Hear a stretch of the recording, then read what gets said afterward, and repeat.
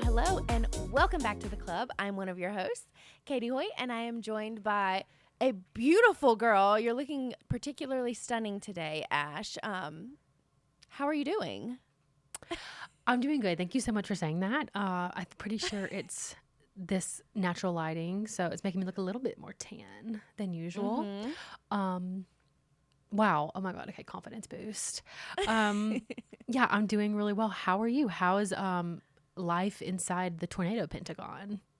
Oh my gosh. Or is it octagon? It is polygon. Okay. It's something.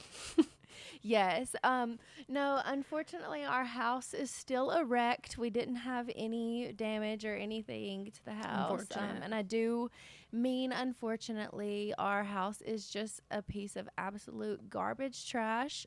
We were literally praying, so we rode out the storm to my in-laws' house thinking that it was going to be really bad. And we were seriously praying that our house would be demolished in a tornado. And before we went over to my in-laws, I was like, I actually can't think of anything that I'm so attached to that I would be devastated if we lost it in a tornado. And Hoyt was like, I mean, we've got all of our personal documents and stuff. And I was like, yeah, but You can get those back.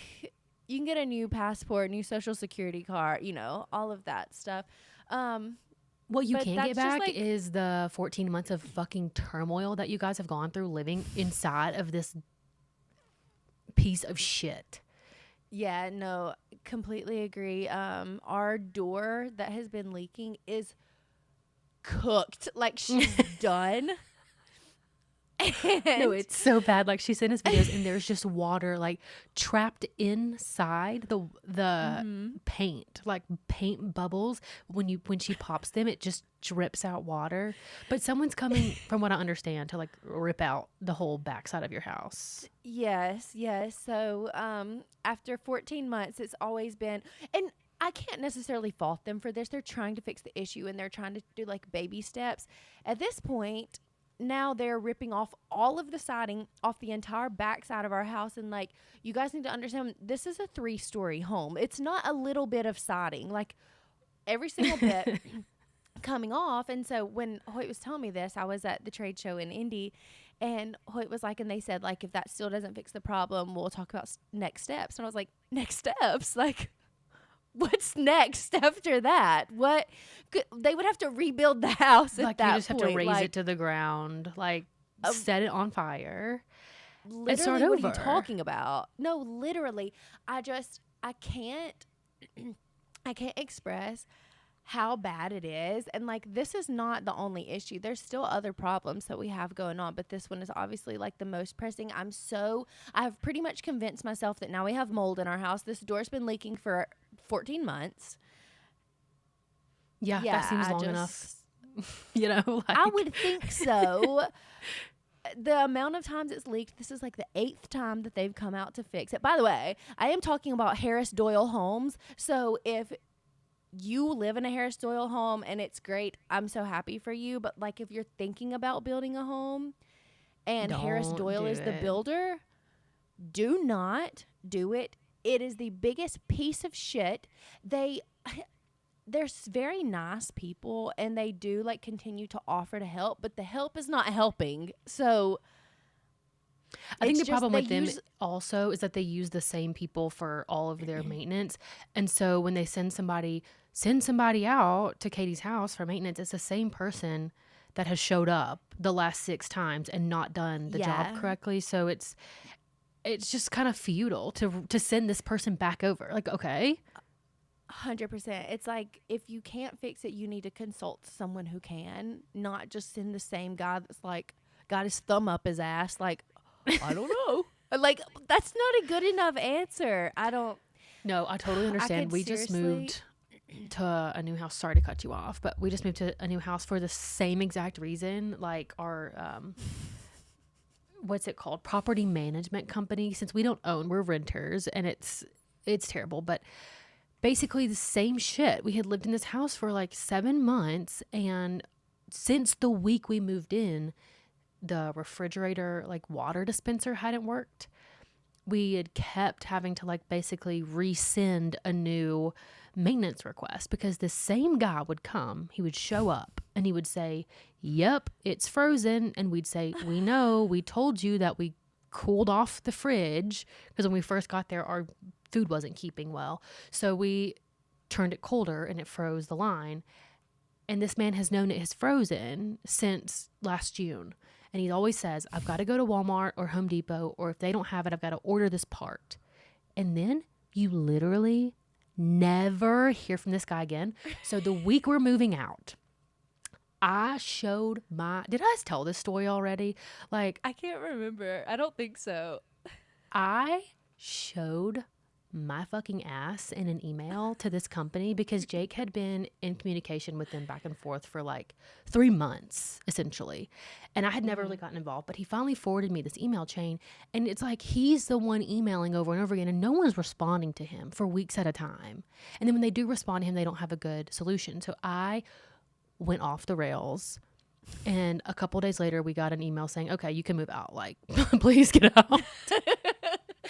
But like in my list of grievances, I'm like, this fucking fridge has been messed up since we moved in.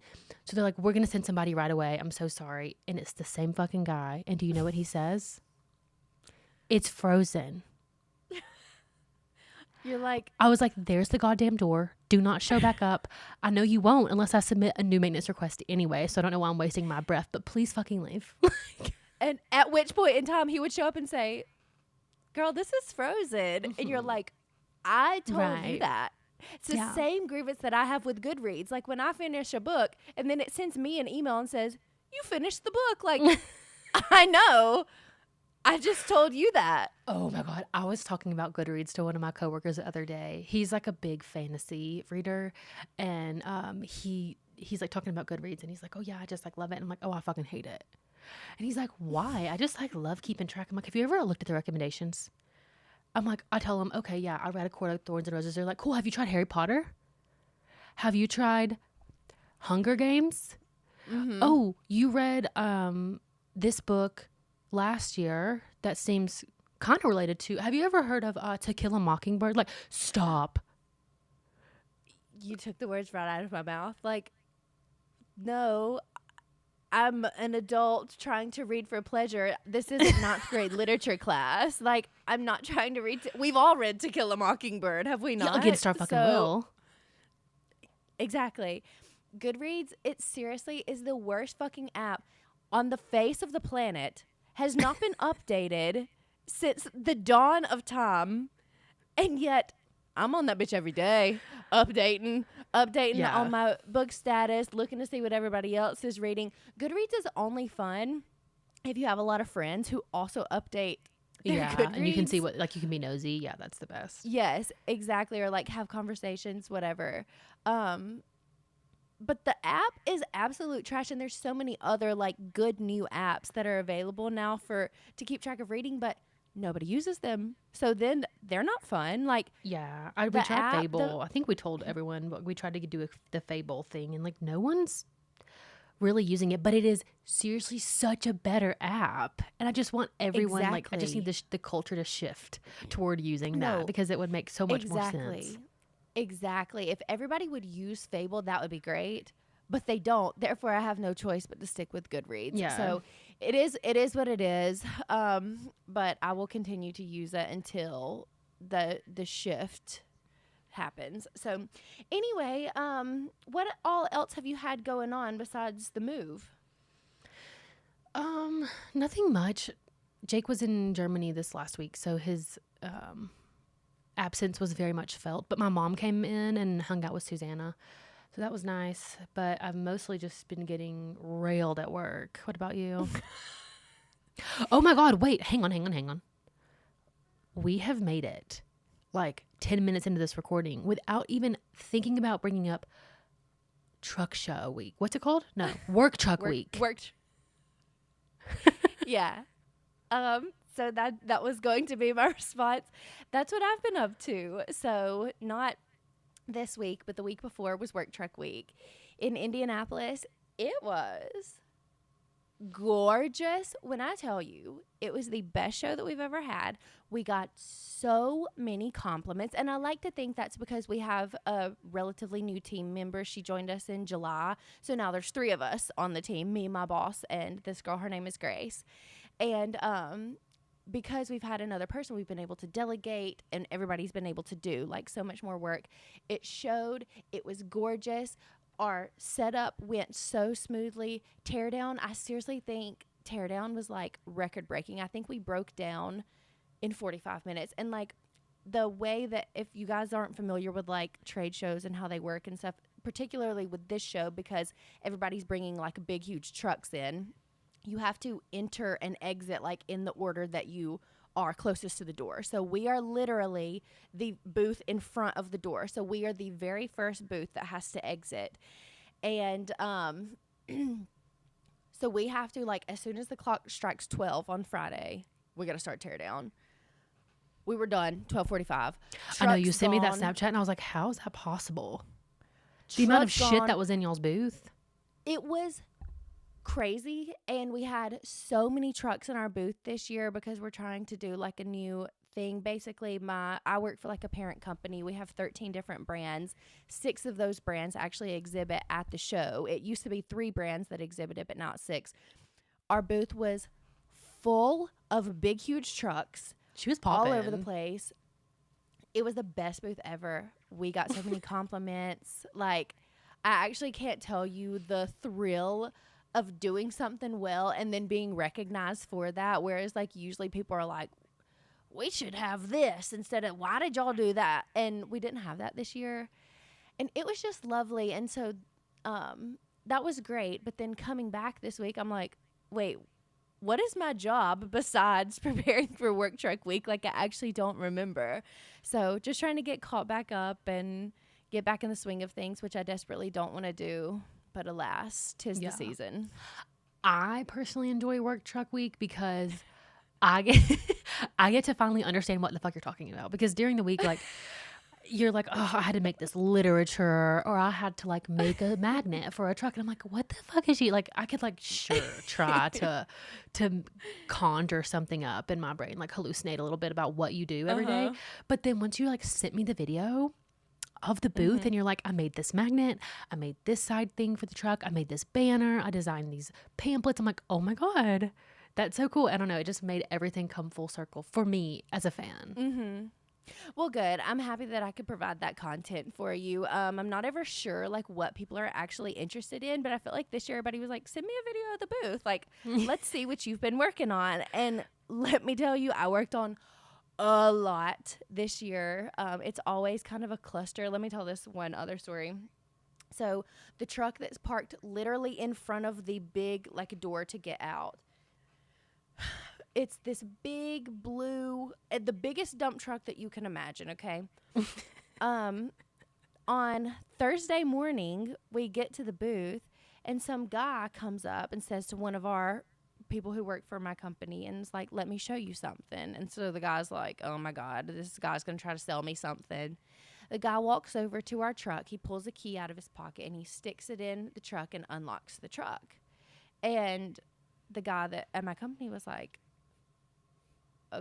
how did you get this key? And he said, I found this key at an off-site parking lot. I saw it and picked it up, and I walked around this entire show trying to find the truck that it belonged to. Finally, this morning, I walked over, I saw this truck and saw it. Somebody had dropped the keys to the truck in the parking lot. When I tell you, no one would be able to exit this show until we found those keys, or like got a locksmith there, like jumped off the truck. So the person somehow like moved the truck in and then left to like, I guess, go get a different truck, and then just keys fell out of the pocket. My God. It seriously could have been the worst case scenario, because we wouldn't have noticed until it was time to move out.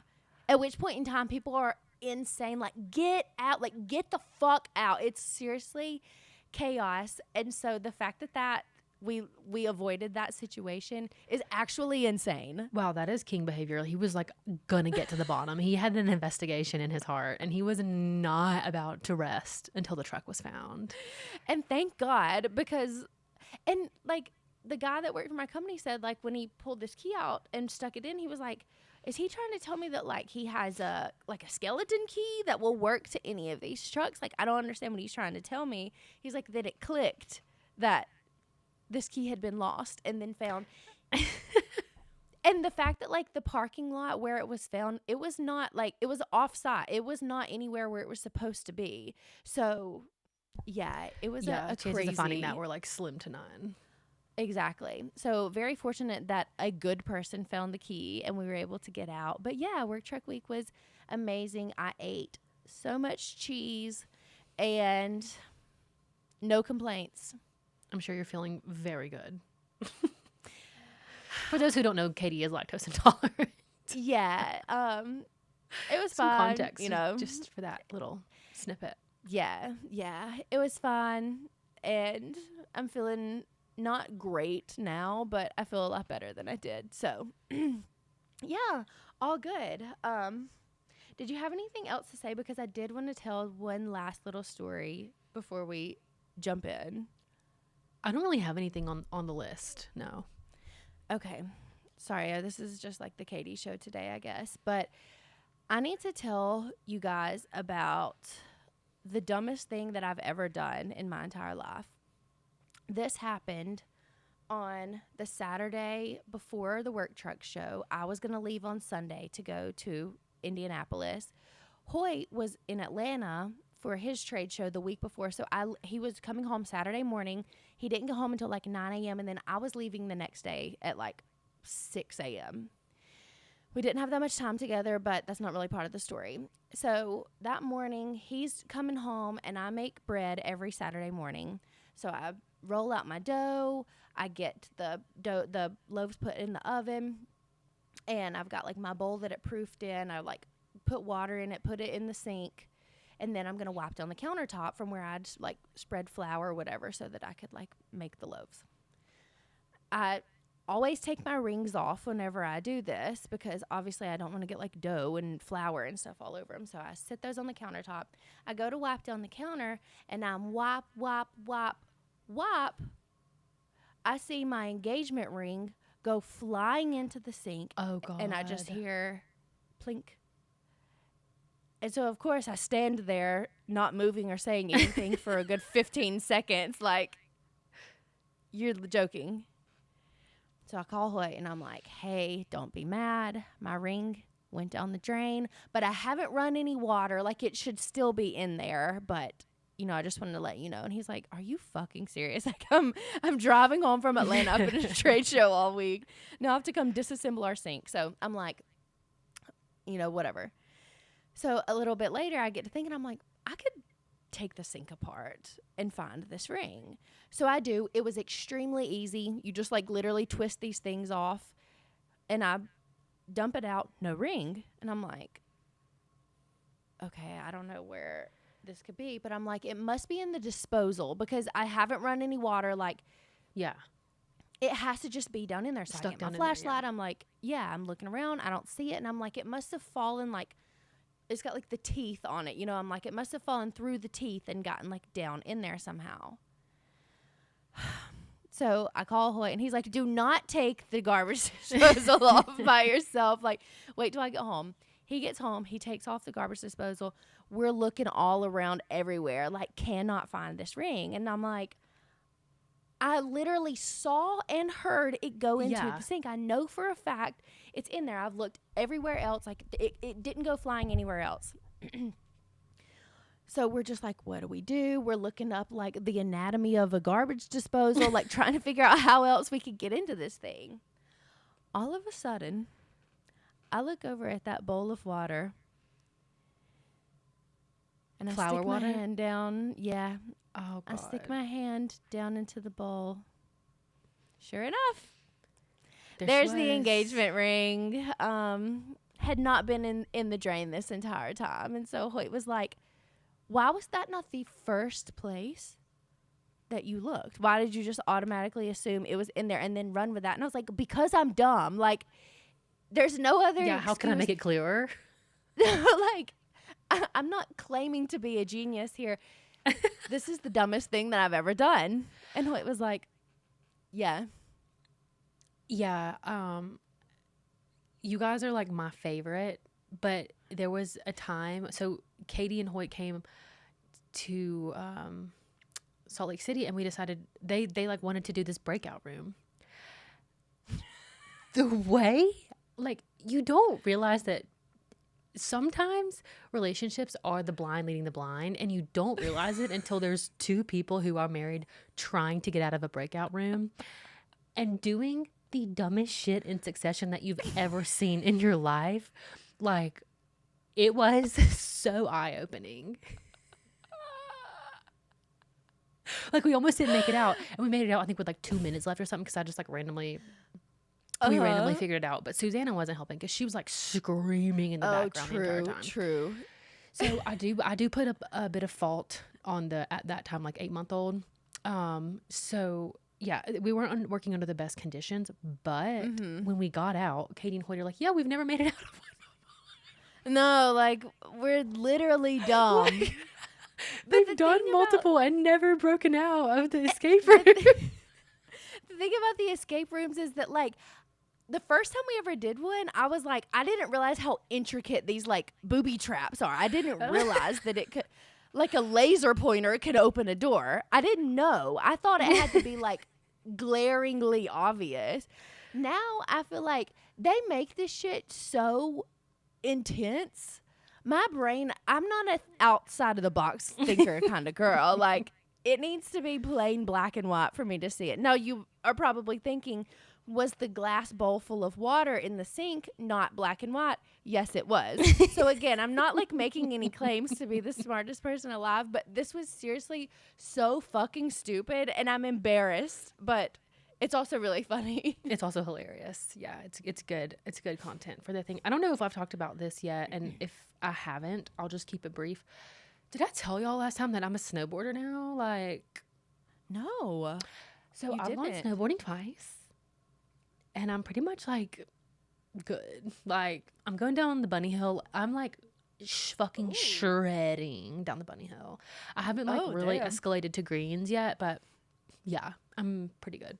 So, but the first day of snowboarding, potentially the worst day of my life. And people had told me that. They were like, because I skied for like one trip. We went to Colorado in like 2021. And the first day was bad. The second day was better. And then the third day skiing, I was like, okay, I can go down. I think I did a blue or something. And I was like, okay, nice. Mm-hmm. That is not the case with snowboarding. And I had multiple people saying like, just remember the whole time that you're doing it, like the first day is going to be the worst, like demoralizing. You're never going to want to do it again. But I promise the second day you go, you're going to pick things up. And they were so right. But the first day I was unfortunately with Jake and a coworker who took me off the bunny slope onto a green. And the greens in Utah are very steep, depending on the mountain that you're on. But this one, it was like particularly steep. And I just sat down and cried. I just had to take a moment to have like a little minty bee, and the boys went down the green and then back up and met me again. And yeah, it was tough. But anyway, the second time I went, it was great. Okay, well, I'm very jealous of you. I have been skiing one time, and like, what is it? I think it's just because like you cannot go anywhere. You are stuck on the side of the mountain, and people are coming past you like fast. So you have to be out of the way. You're scared to start going again. What is it? It's so traumatizing. I feel like this is a universal experience. Like every single person who's ever been skiing or snowboarding has had that exact same experience before. Yeah, if you started as an adult or at least like mid-adolescence, you remember your first day or two skiing or snowboarding. Like it's just seriously so ingrained in you because it is so traumatizing. Like I hit 2 children. And like to be fair, I hit one and the second one hit me, and everyone was fine. But like they just throw all these beginners in the same spot, and we're all weaving and bobbing, and no one knows how to control themselves, and then it's just like collisions are bound to happen. But colliding as an almost 30-year-old, colliding with a 6-year-old that's like very obviously better than you, it's a different type of experience. Yeah, that can be quite humbling. And I agree. Like, if you you either were in a skiing family or you were not. As people who are like from the South, I would say probably more people than not are not ski families. A bunch of people Yeah, are. because it is so expensive. It's like very cost prohibitive to go. You have Yes. to like pretty much fly unless you go to the Yes. East Coast skiing, which is like not the same thing. Exactly. But unless you grew up in a skiing family, like it's traumatizing because you don't know what you're doing. You're going to fall. You might hurt yourself. There's a lot of other people in the way that are like causing extreme anxiety because they're going so fast. And are you in the way? And are you going to hit them? It's just like a lot of like stimuli coming in all at the same time. And It's overstimulating for sure. But yeah, yeah, well, I'm I just very had to happy for share. you. Thank you. Yeah. We'll be practicing again, I think, in 2 weekends. My birthday weekend is on the 28th. And Jake's little brother, who's in high school, has spring break that week. So they're coming in to ski. And so I might go one day and just see if I can hit a green. We'll see.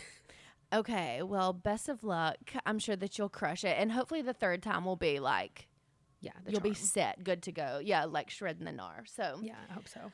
okay, well, unless you had anything else, I think it might be time for us to get into this book.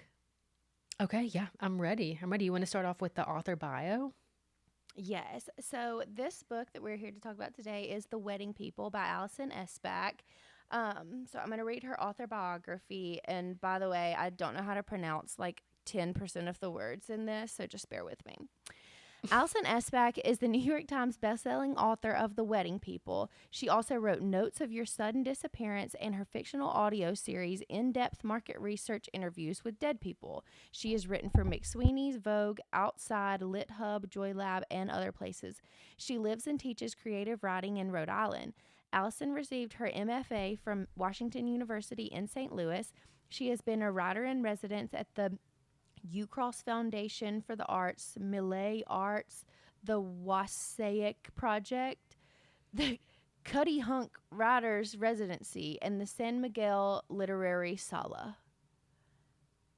So Okay. I don't know what half of that means, but No, this is making sense. Okay, so this reminds me. This is going to be really bitchy, so I'm sorry in advance.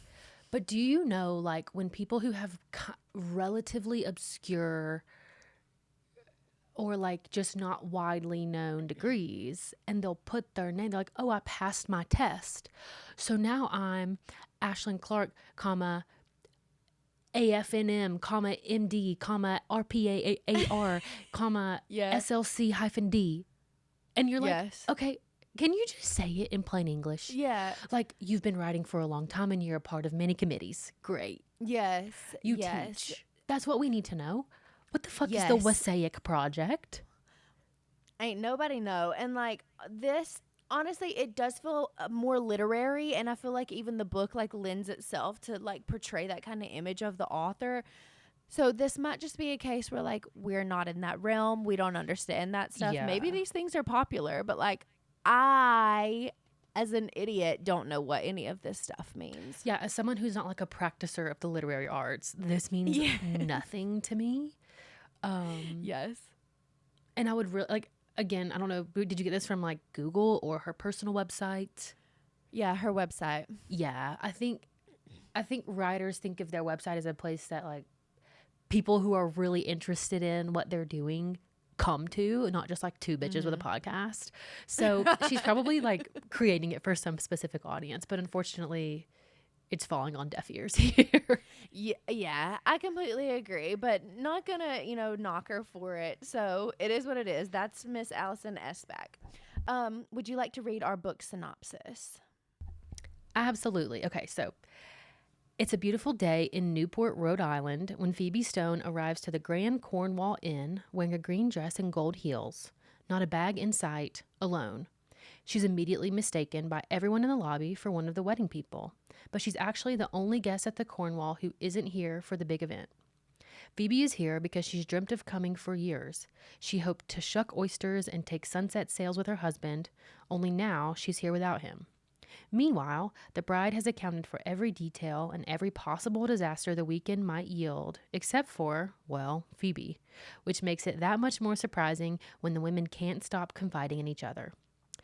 It turns uproariously, absurdly funny, and devastatingly tender.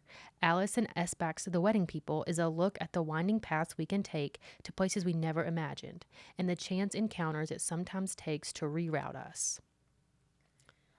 Okay, Phenomenal. Allison, it was great. I love the fact that she did not hint at anything else. The fact that Phoebe's there to kill herself, like she didn't say any of that. But Allison, I don't know if I would say uproariously funny.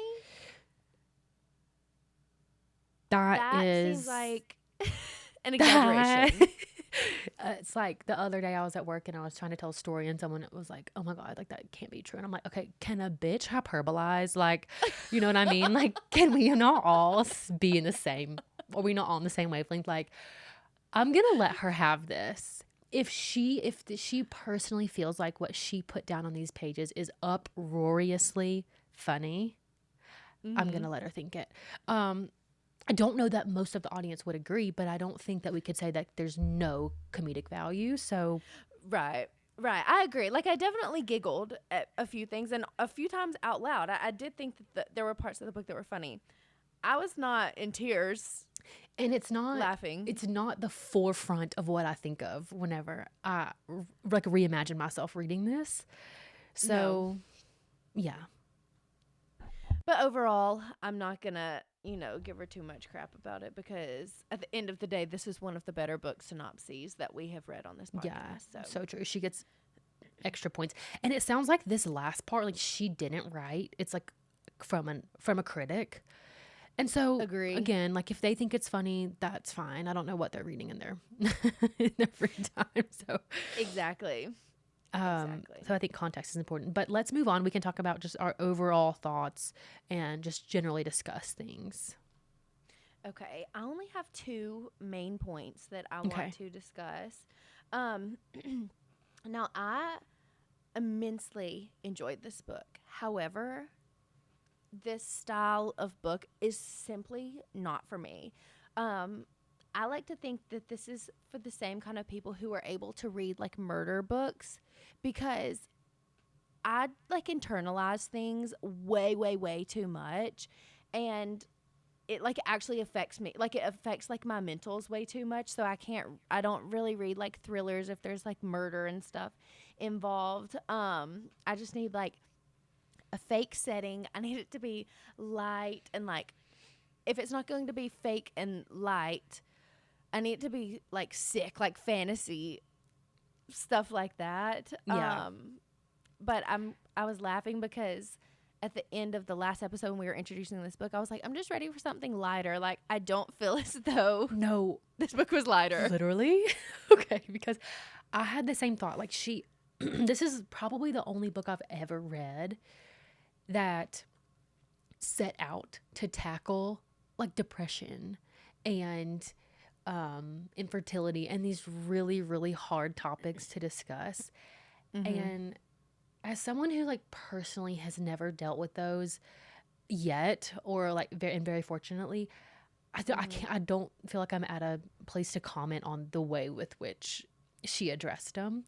But from what I gather from the general public, she did a great job. Yeah, I think so too.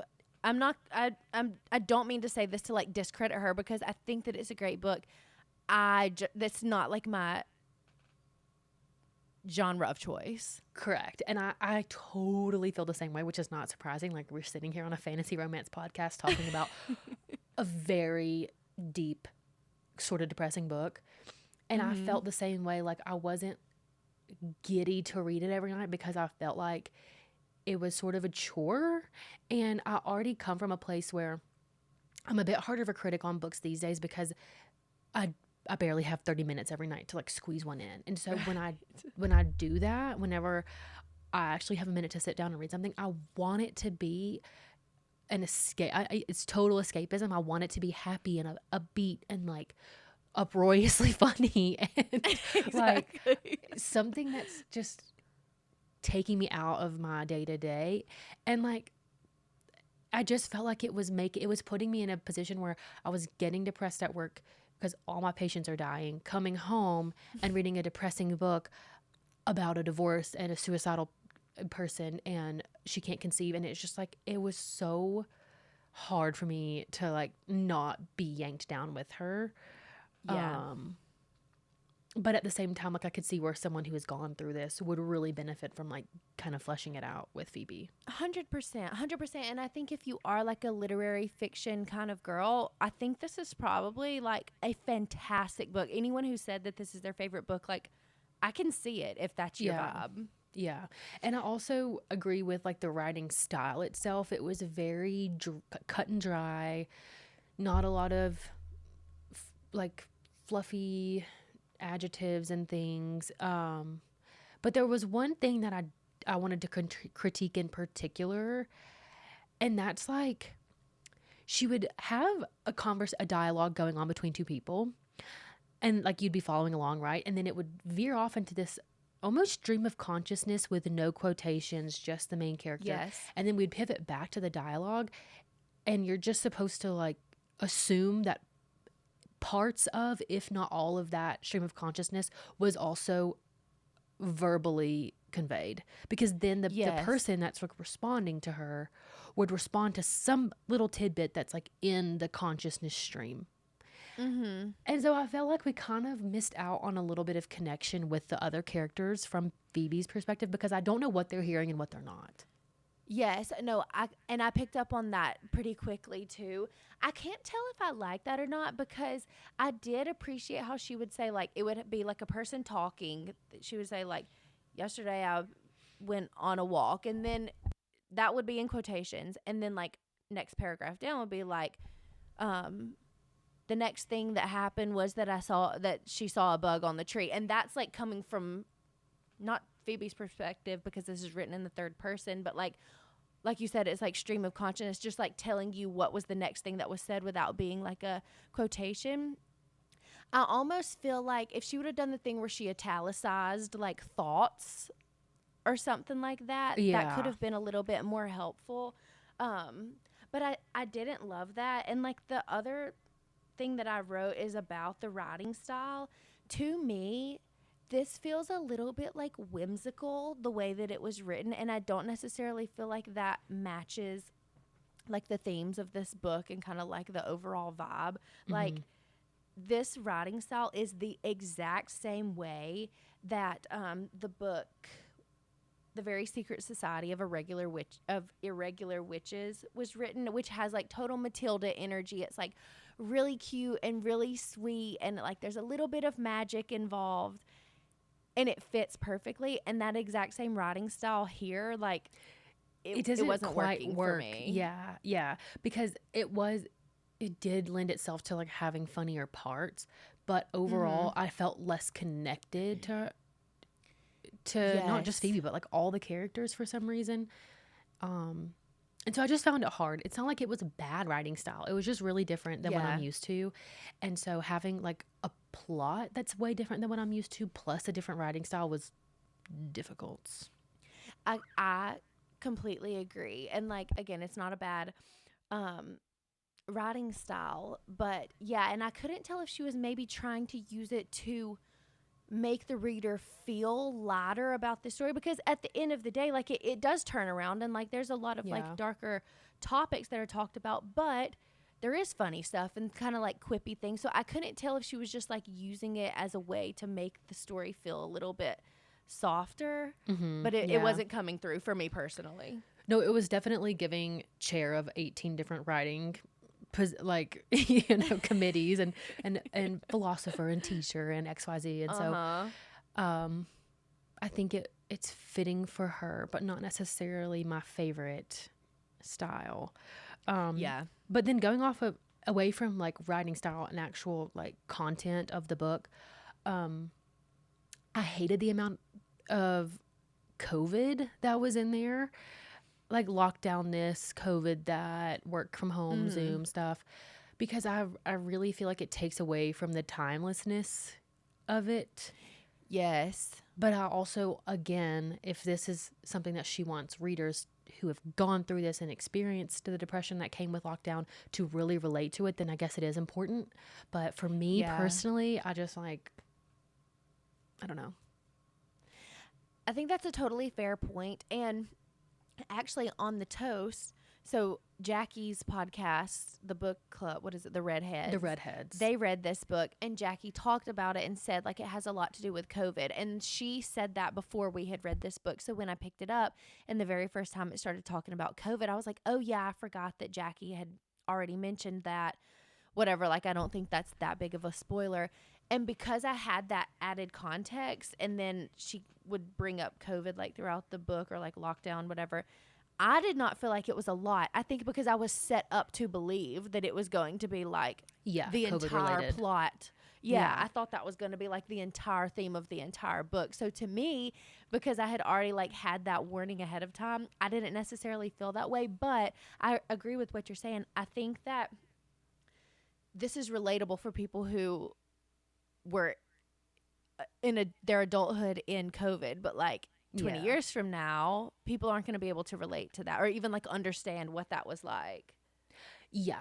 And I feel like that, to me, that's important in a book. But again, if this is not what's, on the forefront of her mind, then that's fine. Yeah. Yeah. I think that's a totally fair critique though. Yeah. How did you feel about like the actual overall plot? Like where it started, where it went, characters? I felt good about it. At first I was, like I said, so I started reading this last Sunday and I had to stop at like 40 pages to go over to my brother-in-law's dog's birthday party. But because I'd only gotten that far in, I was like, I'm kind of like backtracking on wanting to read this book. Like it's really depressing. It's making me sad, whatever. But then the book really turned around like at that, like I think it was like 80 pages in whenever she finally decides she's not going to kill herself. From that point on, I really enjoyed it. But one thing about me, I fucking hate a flashback. And so the beginning, trudging through the backstory of Matt and Mia and like all of that stuff was like pulling teeth for me. You don't feel the same? That is so fucking crazy because I said the beginning of the book was so flawless. Like I came here to kill myself. Like the whole part before that, when that happened, I was locked in because I thought, okay, duh, she's showing up to her ex-husband's new relationship, their wedding. Like that's where she's at. And then for it to be like yanked away and like, oh my God, she's suicidal. She's here to like end everything. I was like, I'm sad. And I loved not having to wait for that context. Like I didn't want it to be like, okay, we're like staying in the present, like we'll flesh everything out later. It was like immediate flashback to kind of why. It didn't really, tell you everything because there were those back and forths throughout the book. But like just getting it right up front made me feel so much better about the whole thing. And so I put that as like, thank God. Okay, I can definitely agree with that. If you're gonna give me backstory, like give it to me, let me get past it and then move on. But like as a rule, I don't like a flashback. If you've got pages and pages and pages that's written in italics because this is a flashback, I just don't enjoy it. And that's in every book. Like I don't mind a brief little like story, but chapters and chapters, and these chapters were so long in this book. My God, I felt the same way. I'm like, oh my God, I read so long last night, and then I would look back and it'd be 2 chapters. Like, how is that possible? I would have to stop mid-chapter half the time just because I'm like, I don't know what else to do here. So that was another thing that I didn't love. But I think this story itself definitely, from beginning to end, kind of lightened and like kind of wrapped up into like, okay, we're moving forward. We're not like gonna sit here and perseverate on our past forever. But I don't know. It's hard to look back on because from the beginning to the end, like it feels like a million things happen, but also nothing happens because it's 1 week. Yeah. So it's difficult. It's difficult to like really give my full perspective on it. I think I need to sit with it for a little bit longer. I just finished 2 nights ago. Yes. Okay, yes, I agree. And when it comes to like timelines like that in books, I kind of am of 2 minds because you want things to be long term, right? Because you want like whatever's happening during this to be like a lasting thing that especially when it comes to like relationships and stuff. Yeah. But when you do it like just a week, like the whole book takes place over the span of a week, you get every detail like of every interaction that she has. So like there's merit to both sides. But I don't know. And then I really liked the way that it ended, where it's just you're looking forward to what's to come. It's kind of like insinuated that Phoebe's going to end up with Gary, or like they'll have a life together or whatever. But it would just feel too like corny and cheesy if she was just like, and now we're dating, like it. Yeah, no, I totally agree. I think it ended really well. It wasn't too on the nose. It wasn't too like corny, but I would have paid a lot of money for an epilogue. I can agree with that. Particularly, I just want to see Lila and Jim more so than Phoebe and Gary. Right. Oh, I know. It's like you get caught up in all these other things. Because like I'm also like, what's Marla doing? Are they still together? Is she done cheating?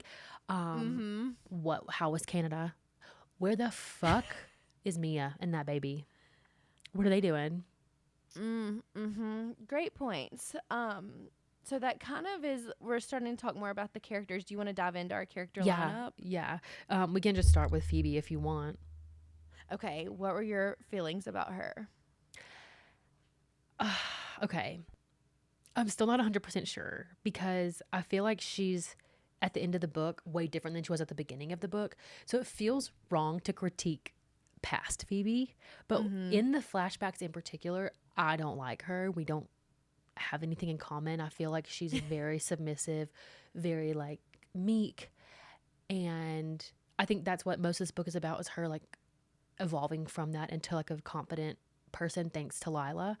But and thanks to like being away from her toxic ex-husband. Like I cannot stand that man, but same. Truly I thought she was I did think she was funny.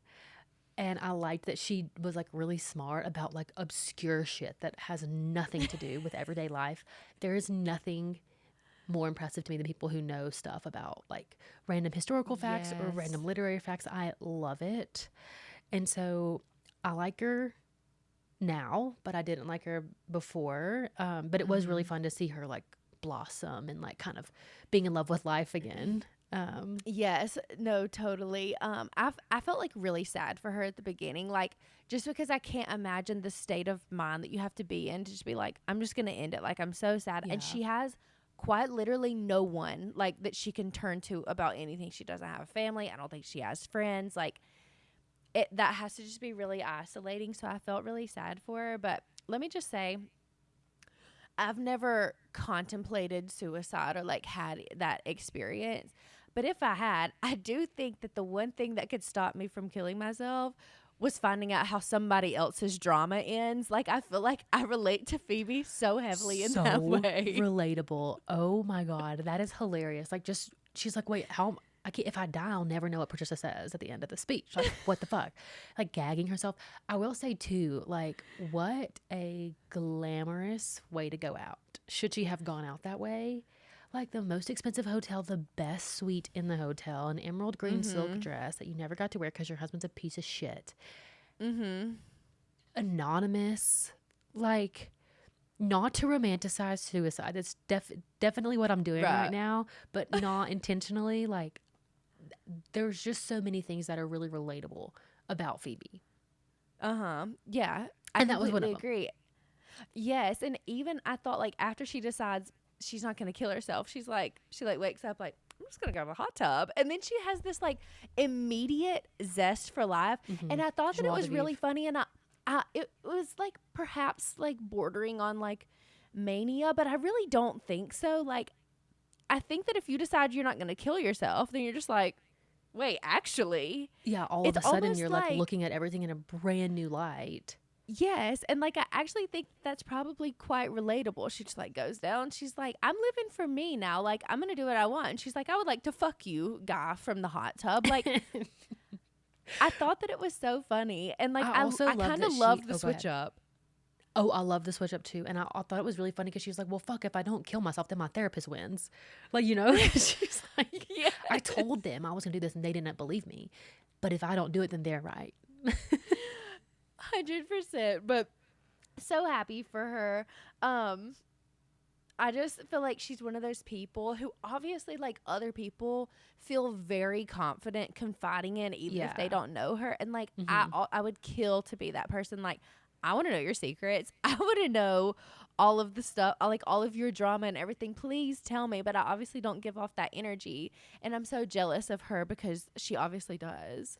That's one way that I do feel like I relate to her, because the key to getting people to tell you about themselves, she doesn't do this, but this is, if you're wanting to know how to do it in the real world, is you have to share a bit of yourself first.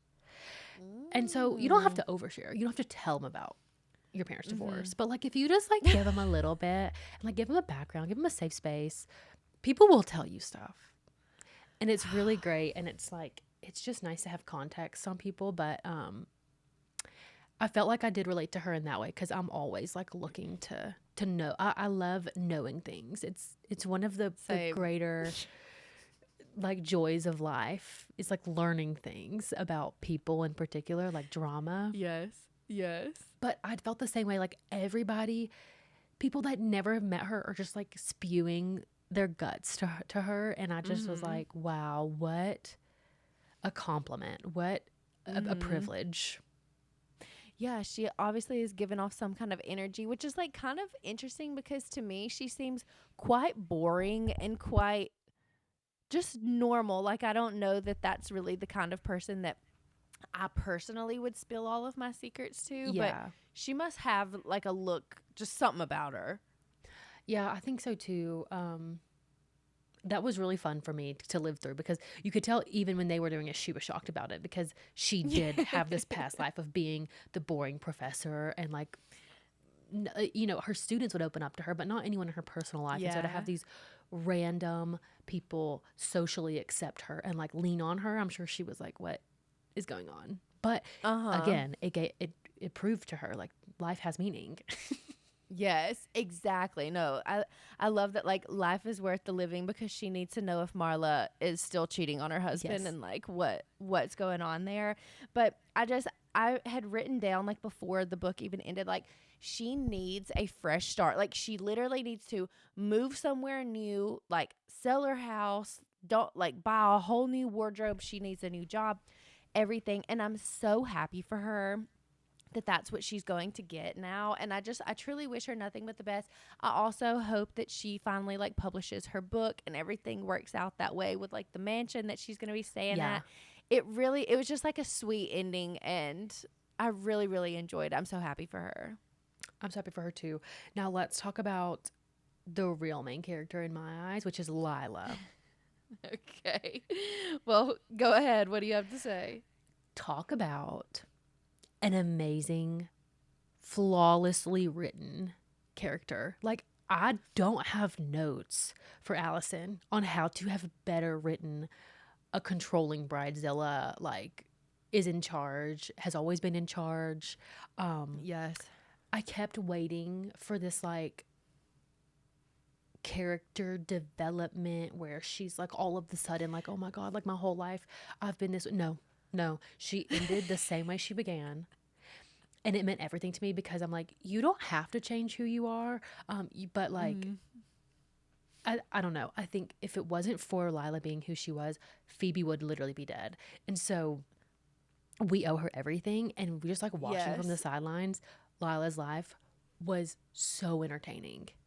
No, I completely agree. And like at the beginning, I liked her so much. And I thought that the dynamic between the two of them was so fucking funny, because Phoebe is like, I literally don't know you. Like, and you just barge into my hotel room. Like, I thought she was so funny.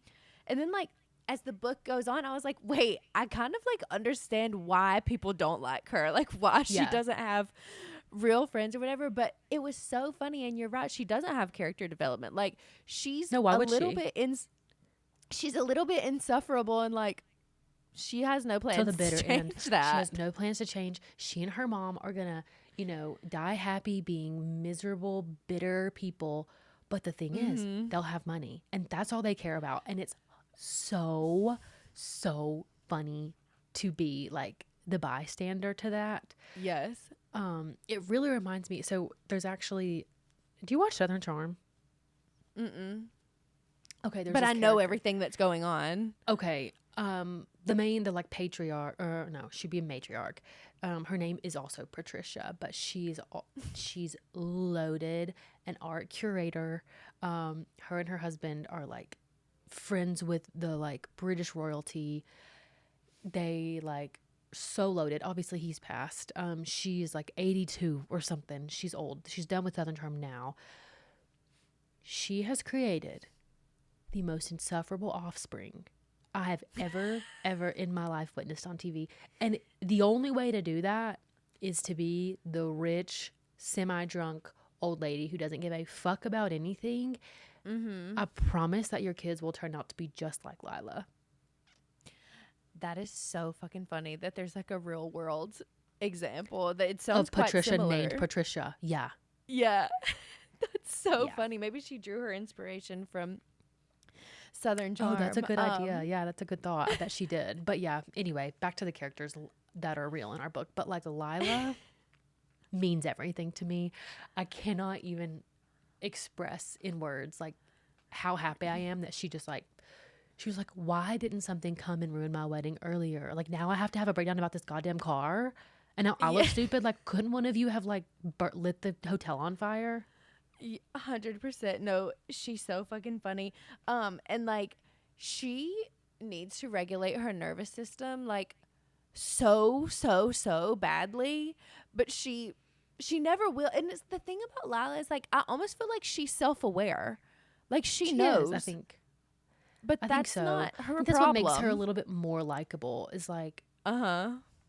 Like I know that this is a little bit deranged, but it's how I feel, and so it's my truth. You know, she's like one of those people. 100%. And I really feel like she and Jim could be a great like match for one another. I actually loved that like twist at the end that you find out that the only reason why Gary comes in there is because like Jim was trying to hit on her, but then it just all kind of like played out that way, which like Jim and Lila now seems like a classic like enemies to lovers case. And like you said, like I would love an epilogue. I would love to know what What's happens going between on. them. Exactly. But the thing about Lila that I need to know is what her tarot card reading was, because she never tells us, but apparently it wasn't great. Wait, why did I think that she told us when she got drunk? She just says like that it wasn't good or something, and then somebody asked her and she's like, let's just go dance. Oh my God. Damn, I can't believe we don't learn what that is. I know. I would love to know. Me too. Okay, so moving on from Lila, if you want to talk about Jim, we can. We don't have him listed here, but I did want to say a couple things about him. Like, I just feel like he's a good person. Like, I think he's really painted in like a weird light at the beginning. Like, oh, he's always hitting on everybody. Like, don't like ignore him, blah, blah, blah. But it's like, really, he's just trying to get Lila's attention. Agree. Like, I really think that she also is saying that about him because she has buried, I guess they're not even well buried, but like buried feelings for him. So she's just trying to like put up this front, like it's giving middle school, like she's being mean to him because she likes him. But I completely agree. And he seems like such a good balance for her. Like, I actually love the two of them together. I absolutely love them together too. And I hope they end up together. I hate that we never learn like what comes of that. But it would be a weird dynamic in general, just because like Gary Jim, Gary Phoebe, Jim Lila, Gary Lila, like what do? You just never hang out again? I know. And part of me, because I obviously was contemplating that, like, could these people still maintain relationships with one another? Obviously, I think that the relationship between Phoebe and Lila, I actually think would be okay. I'm not sure for like Jim and Gary from Jim's side. I almost feel like Gary would be more open to like being friends with him if he started dating Lila, but I feel like Jim would be too weirded out about it. I feel like Jim is holding on to their relationship because of his wife. I don't remember her name. Yeah. And because he doesn't really have like a relationship or friends or other family. And so if Lila were to give him that, then maybe he wouldn't like need this Gary friendship, and not that it like deserves to be over. I think that they're good friends for good reason, but I just don't think it would work. Like, what are you gonna do? Double date with your ex fiance? It would definitely be weird, but I don't know. I just like, I'm wishing them all the best, honestly, whatever the outcome may be. It's like, we can't. So, okay. So let's just go ahead and talk about Gary then, because while he may be wrong for Lila, he seems like a total gem. I agree. To me. Okay. I was like, oh my God, maybe she disagrees. No, I agree. And I really, really like him for Phoebe. However, I just think that he's boring.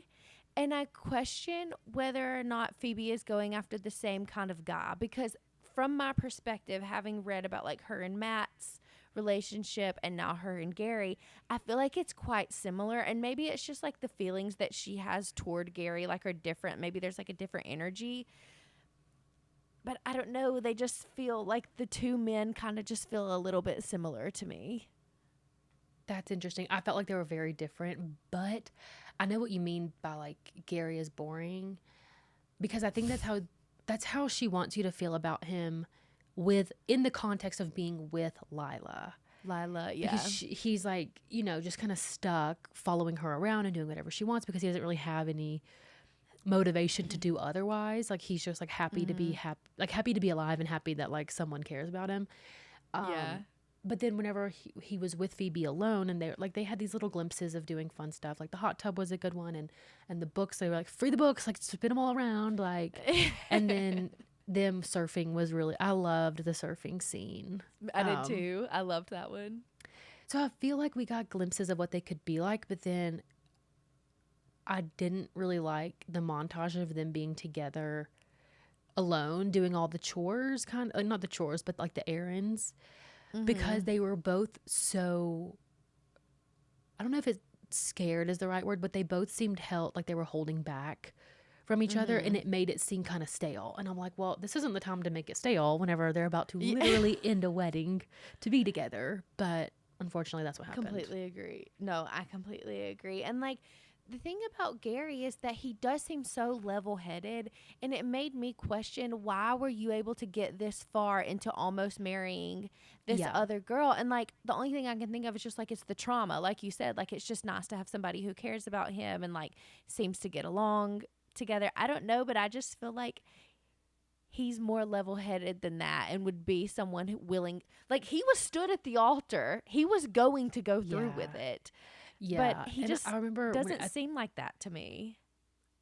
Yeah, because at the end he was like, I can't believe I didn't call it off. Like, I was so wrong for not doing that. But it's like, yeah, hindsight's 20/20. But what were you doing up there? What were you doing this whole week? Just like pretending, LARPing as a groom.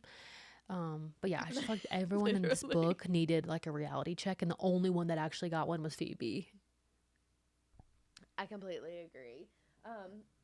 And it all shook its way out in the end, but I don't know. I felt like the way that we got there was a little clunky, not in like a bad way. Just like, I think that's life, like people aren't perfect and it doesn't always play out the way that you want it to. So yeah, exactly.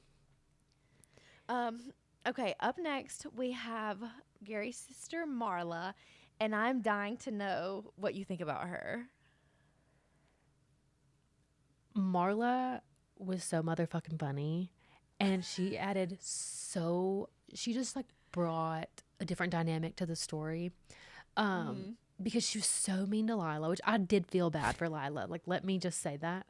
I felt bad for Lila, but Marla was the only realist in this whole family. She's like, what the fuck are you two doing? Pretending that you're going to get married. She's literally 20. You're in your 40s. Like, you have a kid that hates this girl. And you're sad that your wife died, so you're just going to get married. Like, grow up. I loved that. And then also like learning that she's not perfect either. Like, she's having this affair, but then she's like very open with Phoebe about it. Like, you hate me because I had an affair. Like, tell me you hate me. I know you hate me. Yeah. And then she's like sharing, okay, well, this is what me and my husband are actually trying to move through it. We're doing the sexting. We're trying to make our relationship work.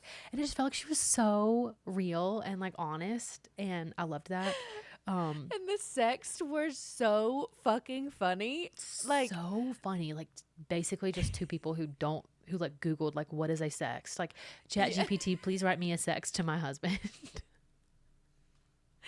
So funny, and the fact that like it was on the GPS popping up, and Phoebe is like, Marla has no idea that I can see all of these texts popping up. So fucking funny. And then the part at the end that I really liked about Marla was getting the part where her son is there. I can't remember what his name is, but like her and Roger have that son, and they're like, conjugate this word in Latin right now. Like in front of like it is so realistic for like a lawyer / like helicopter mom. Like she's putting her son in piano from the age of 4 for college applications. Like this is like a perfect character writing once again. Yeah, agree. I completely agree. No, she's so funny. And I really liked how at the end she was like, yeah, like I probably am mean to Lila, and like that's not great because she doesn't necessarily deserve like this level of hatred. But in the same breath, like Lila is a little bit insufferable, and so you can't necessarily fault her for feeling that way. Yeah, she's like, what am I gonna do? Like you guys are all nice to her. Somebody has to be mean to her. Exactly. And I felt like that's fair enough. Yeah, fair enough. I don't have any. I don't have. I'm unburdened by her being mean to Lila for everything else that she brings to the table. Same.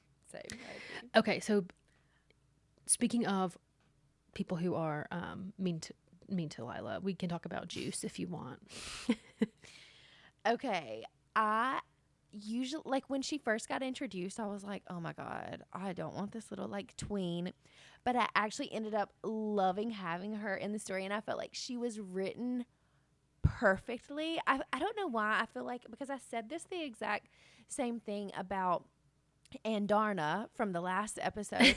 I feel like writing a tween, like it must just be so easy because Rebecca Yarros did it perfectly, and now I feel like Alison Espach has done a perfect job. Let me see if they have kids, because I feel like if you have a kid, it would be easy. But if I was tasked with writing a tween, I think I would butcher it.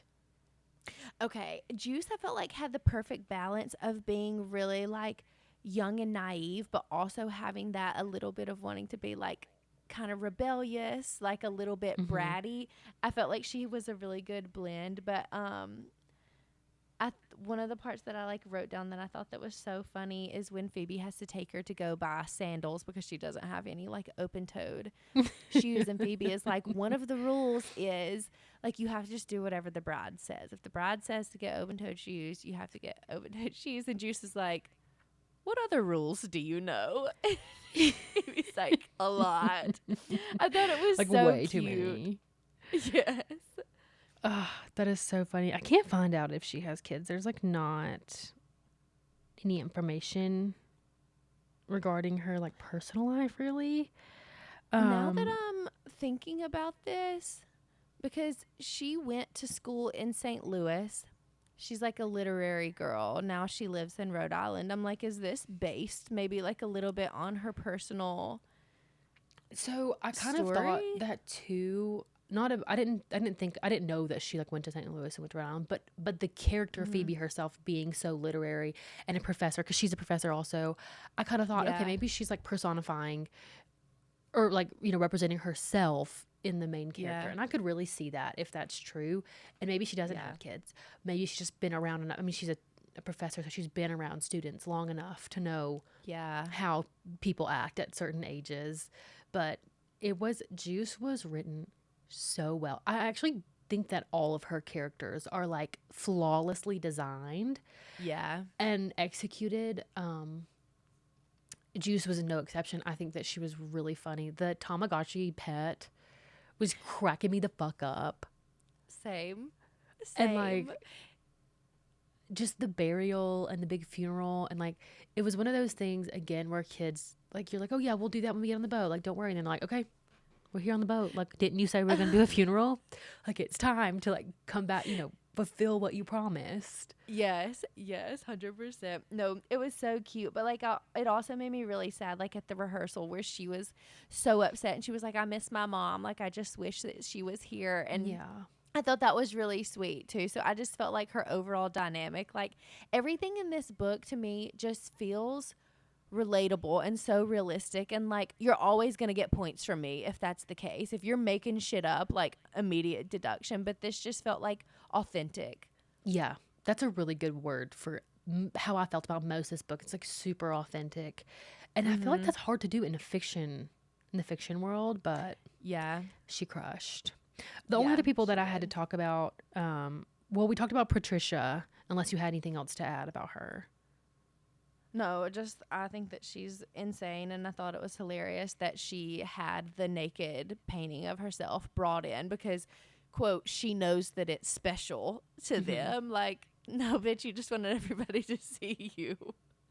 Right. And the thing is, I think that she always has like an excuse, quote unquote, but she knows that we know why she's doing things. She knows that we know why she did the speech.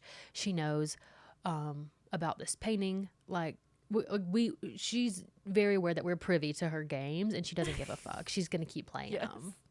Yes. Agree. So the last people that we just kind of combined them together, but Matt and Mia, count your fucking days. Oh my God. Count your days, you little pieces of shit. They're literally dumb. Like, the fact that he was just like at a bar, like, I love you. And she's like, I love you too. Like, didn't she have like a 4-month-old or a 6-month-old with whatever her husband's name was, Tom?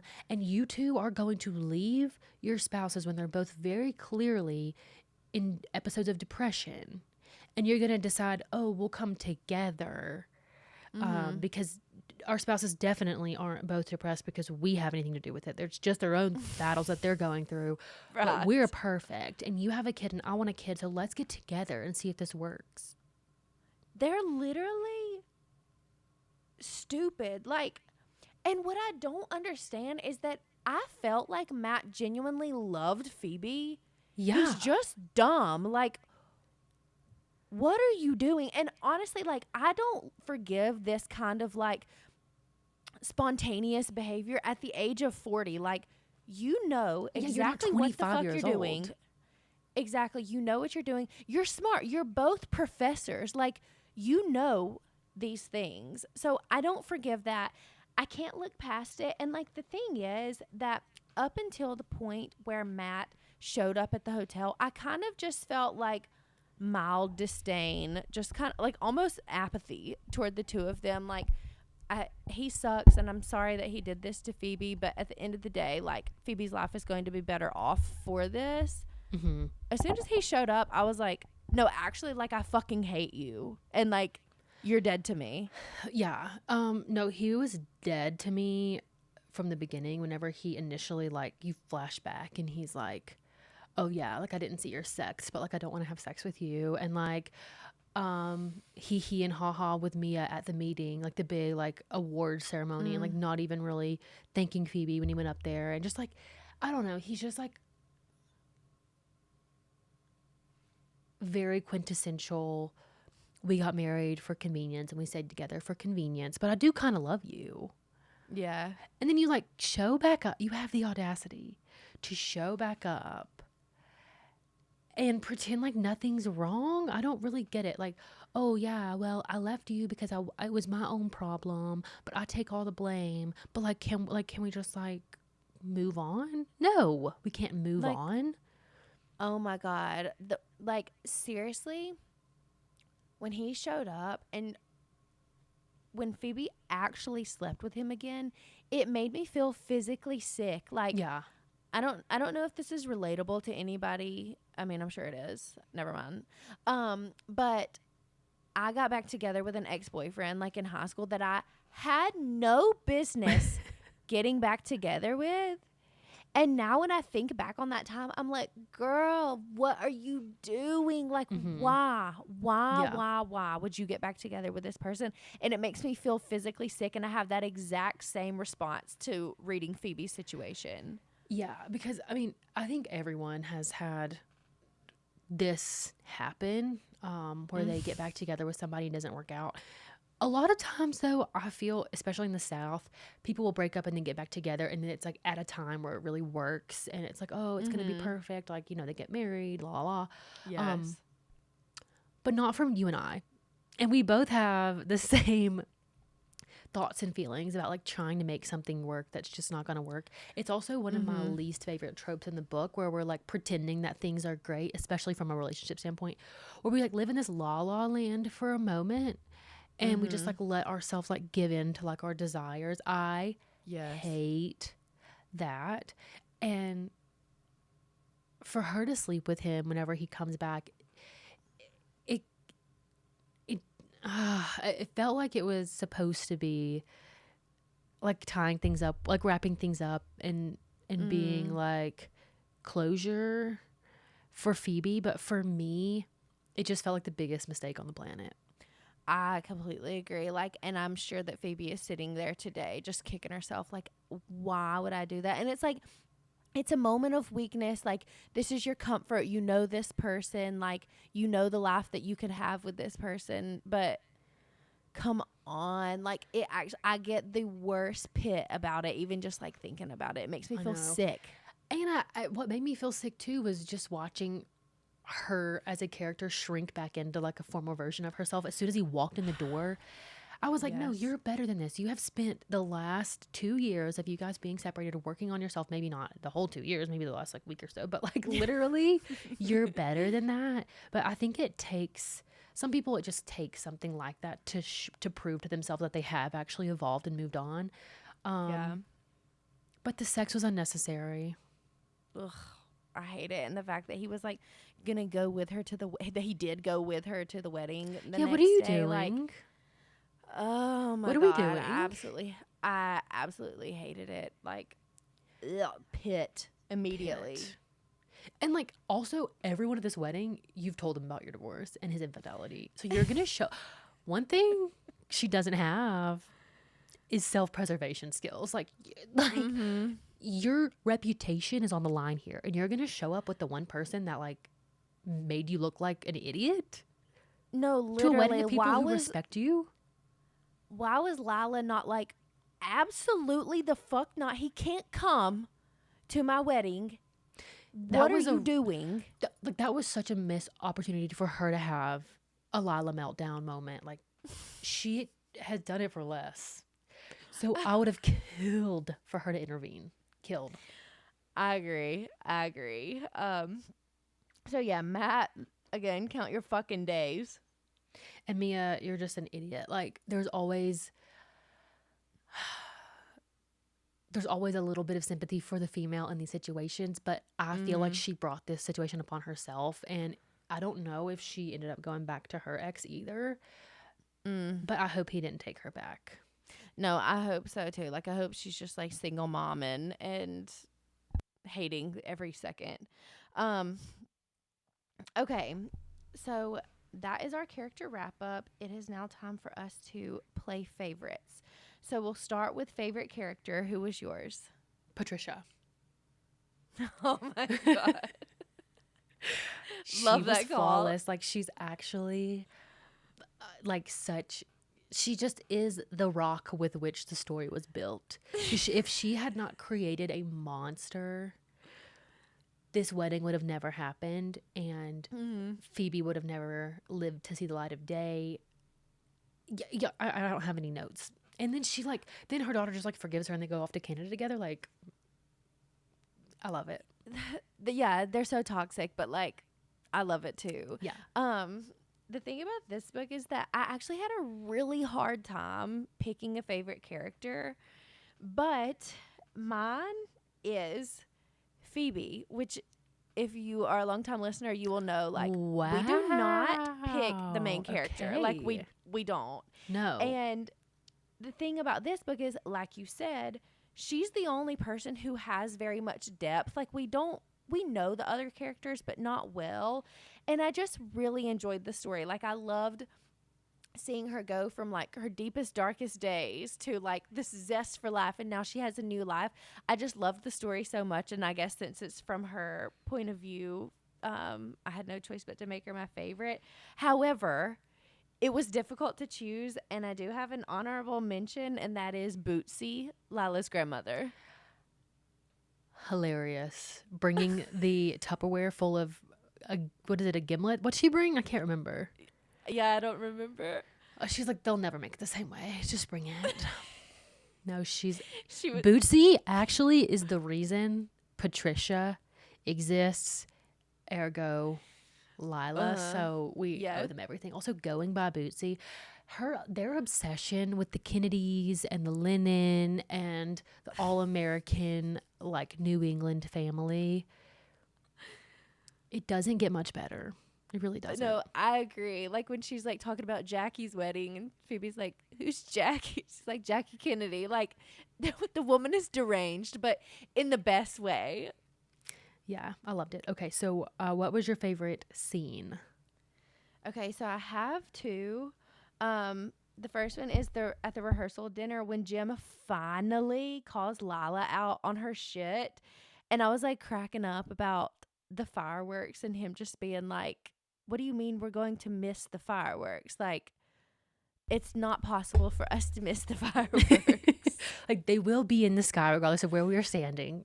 Yes, that was one of them. And then on a more serious note is I loved the dog funeral on the boat, but more specifically when Phoebe talks about like Harry and how he was there for her through like the entire miscarriage and all of that. And also the part where she just talks about like all the things that she envisioned doing with her daughter. Like she didn't know that it was a daughter, but like she always just imagined it being that way.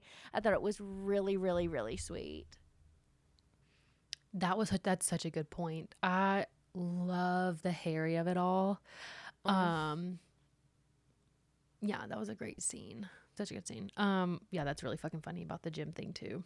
So Jim is actually the center of my favorite scene, and it's less of a scene and more of like a montage.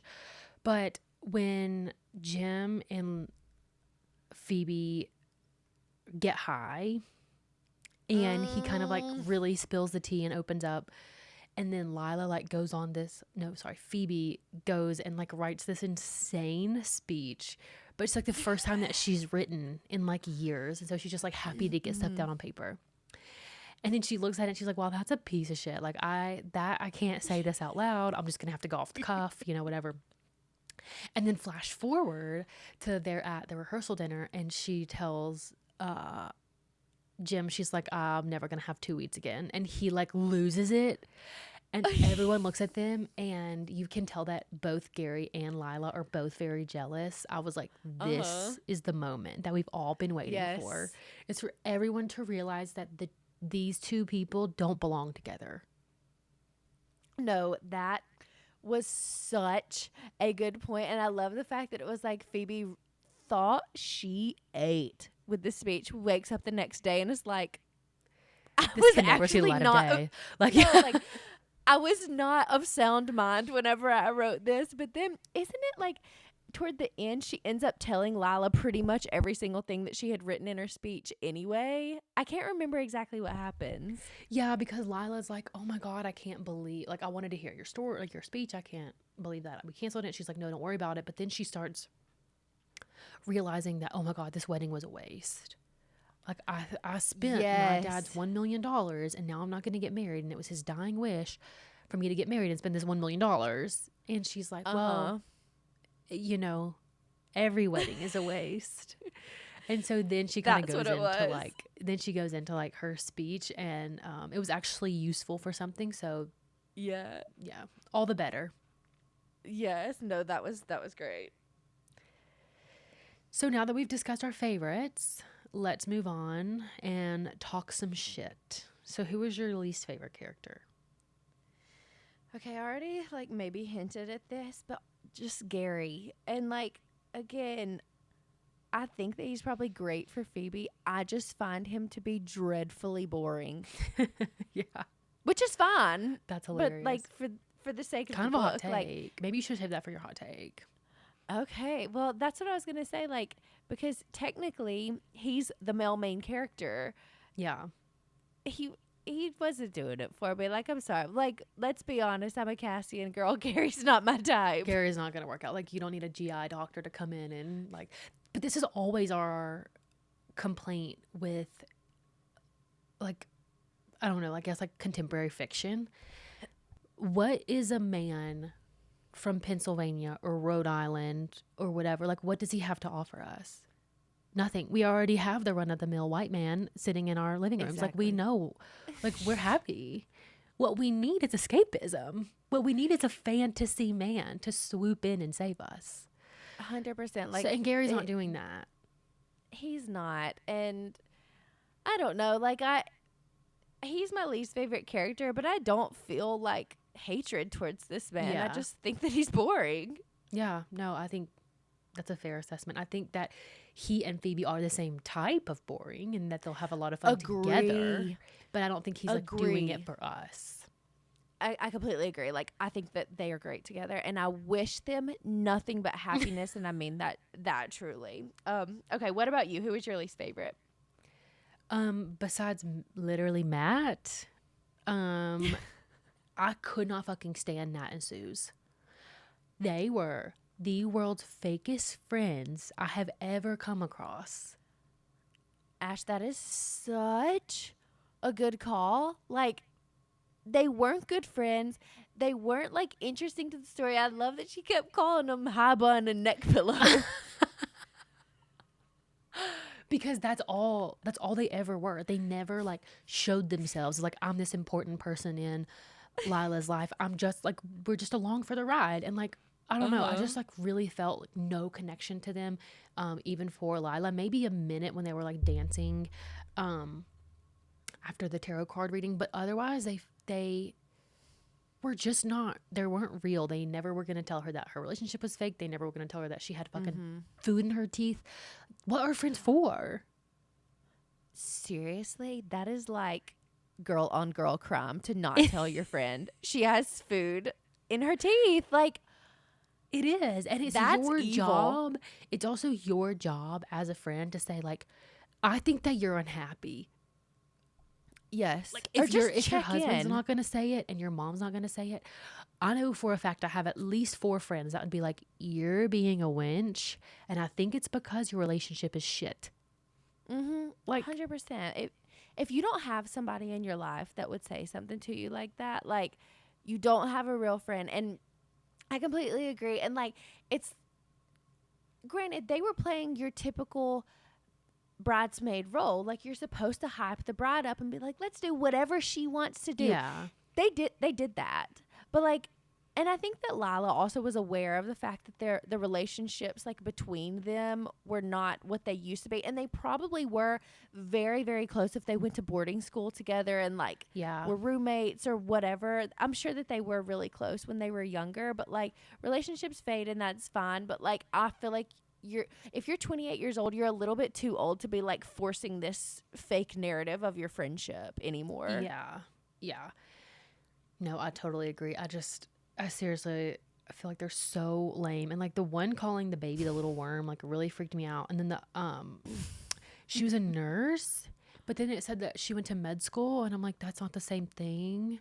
But as a person who sits on the committee of multiple literary societies, you might not know that. True. I don't know. I just felt like they weren't real. They just like weren't real. I agree. And they I felt like also more acquaintances. Agree. And I felt like when we first like are described, you know, like they just came off the airplane, whatever, and their conversation seems a little bit like ditzy or surface level, whatever. I was actually shocked to hear that both of them were married and one of them was a mom. Like, they weren't giving that energy to me. No, they weren't. They were not. But like, it doesn't take a rocket scientist to become a mom, you know what I mean? So it's not like True. Like her calling it little worm is like more in line with the way that she was acting. That's a completely fair point. Okay, so now that we've discussed our least favorite character, what about your least favorite scene?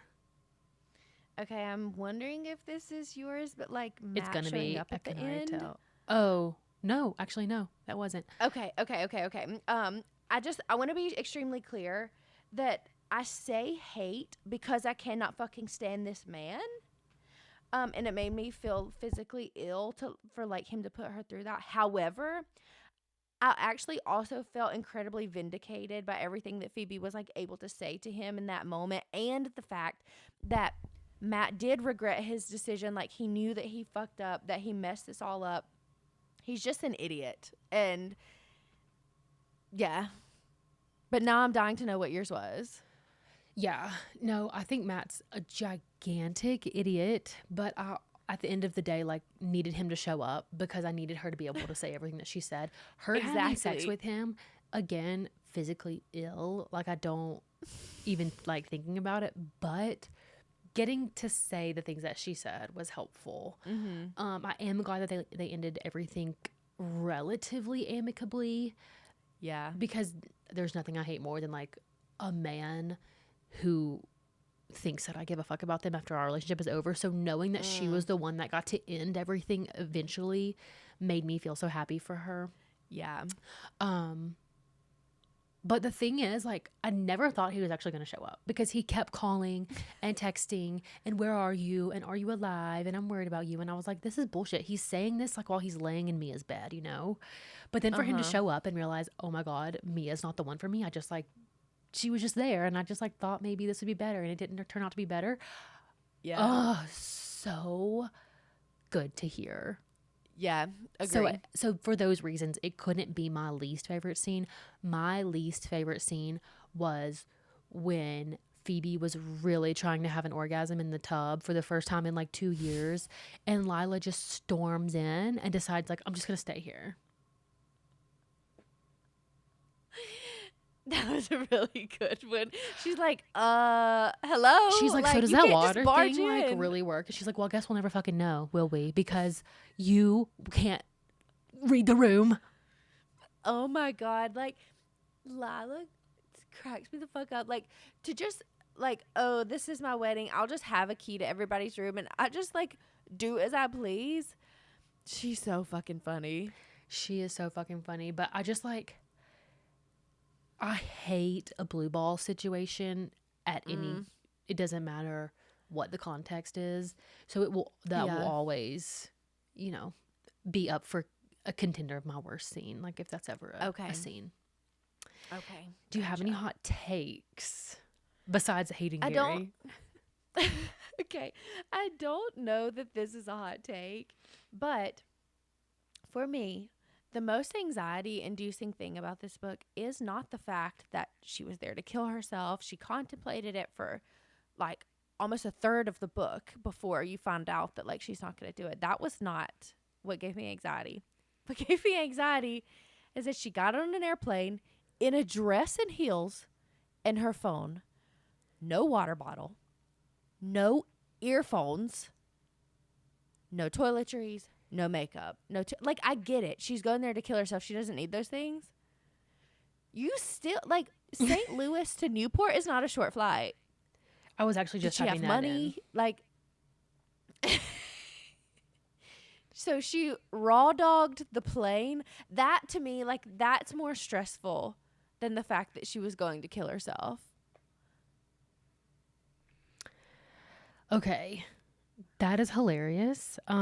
These flights are 4 hours long.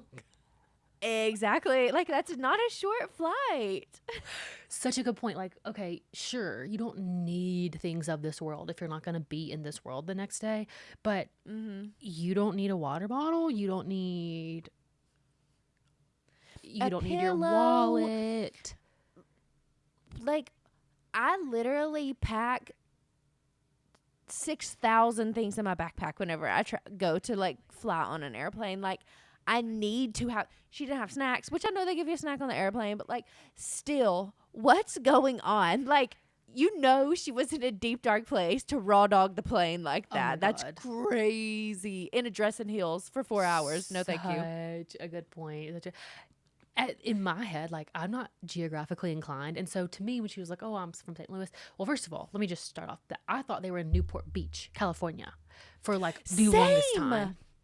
Same. And it was like 200 pages and they said Rhode Island. I was like, what? I was like, huh? That's not my vision in my head. Yeah. And there was a couple of things like about like that kind of were hinting toward New England, like the Jackie Kennedy of it all, like the All-American thing. I was like, that's not really California. Yeah. And then they said, well, and I'm like, oh my God, they have not been in California this whole time. Uh-huh. Yeah. So that's one thing. But yeah, I don't even know where I was going with that. So, Very, very, very good call. For my hot take, even though you didn't ask yet, is I truly did not like the hot tub scene. And off of that, I don't like the plot where Gary, the love interest, is the groom. I think that's fair, honestly. I felt like it was glaringly, like it wasn't a twist. It was obvious from the moment they were in the hot tub that this was the groom. Like, she hadn't met him yet. He's the only one that needed a second to like wrap his head around some things. He's like sitting in the hot tub all alone for Lorne. It's obviously the groom. Yeah. And then there was like, they meet at the boat and there's this like, we're going to pretend like we've never met type of energy. And so then I had anxiety the rest of the book about how this was going to play out. And like, because you, as a person who wants to be on Phoebe's side, you want Phoebe to just go grab life by the balls and say like, this is my man now. Like, he loves me. Yeah. But then you're like, well, she's Lila's friend and she's in this wedding now. So the whole thing just like felt so icky. It felt so just like, I was just waiting for Lila to break up with Gary, and that's all you can do. Yes, 100%. And like in real life, I think that somebody would have a little bit more, I don't know, like would be able to control those thoughts of like, but I really like Gary. I really want Gary. Like, you obviously can't. This is his wedding. It's not like you met him and he's just dating this girl and you can just hope one day that they break up. Like, it's the time where he's going to be wed. So I think that like in real life, somebody would, once she found that out, would be like, oh my God, like I cannot like this man. Like, he's completely off the list. But Phoebe like really didn't have the willpower to do that. And honestly, I'm not going to fault her for that because I'm just happy. No, she had been through some stuff. Like, I don't think that it's on her, but that just being the plot really, it made it hard for me to really get on board with anything because I'm like sitting here as a Lila stan. Like, I can't hope that this woman's wedding comes crumbling down. Like, she's doing everything in her power to be friends with Phoebe. It's very clear that she's a friend here, you know? 100%. So that's just like, it made it murky. Agree. And I think that as like romance readers, like when you meet the male main character, he needs to be maybe available. Not necessarily, maybe not even completely, but like relatively, even if he's dating someone, it needs to be just dating. They just started dating, something like that. It doesn't need to be this like long time, you know, he's in a committed relationship. You need them to meet and then very shortly after, sex. I mean, not very shortly, but you know what I mean? Like, but relatively. That needs to be on the table. And like at this point in time, I think that it's probably really difficult for us because like you can tell immediately that's not the trajectory of this book. Exactly. It's like, what, you can't yearn for Gary. Not, I mean, Katie didn't want to anyways, but like you can't in the situation. Like, you have to just hope for the best for Gary. And like, exactly, we're down to the wire. Like, you're the person walking up and saying like, yeah, she's not coming. Me, her now new best friend, and the person who's kind of in love with you is having to tell you that like you didn't call off the wedding because you weren't like in that headspace. She did though, and now you have to go like pick up the pieces. Yeah. Does it not make 100%. you as Phoebe though like question things because you're like, he seriously still showed up? I think yes. And I think, didn't he say at the end of the book, like, I forgot what he says, but like, if something would have happened, he would have called it off. I think maybe it was like if Phoebe would have confessed her feelings or something like that. I can't remember exactly what it was. It was like if Phoebe had texted me after he left the room and Matt came in. Like, if she had texted me, that would have been the reason that would have called off the wedding, but she didn't. Yes. But it's like, okay, and having feelings for somebody else is reason enough to call off your wedding. Completely agree. Like, again, I just want to like bring up the point. I don't know that Gary is as mentally sound, or maybe I should say like emotionally sound, as like what we once thought him to be, because he never should have been in the situation to marrying Lila. That never should have happened, regardless of whether or not Phoebe came along. Like, never should have been there. And then, like, now he didn't, like, have the balls to call it off. Like, I don't know. No. I think we got a good enough explanation for that. Like, he was just happy that someone pulled him out of his depression. So I'm happy for him. But, like, again, like, I don't know. It wasn't set up well for the romantic aspect. But I think this book was so much more.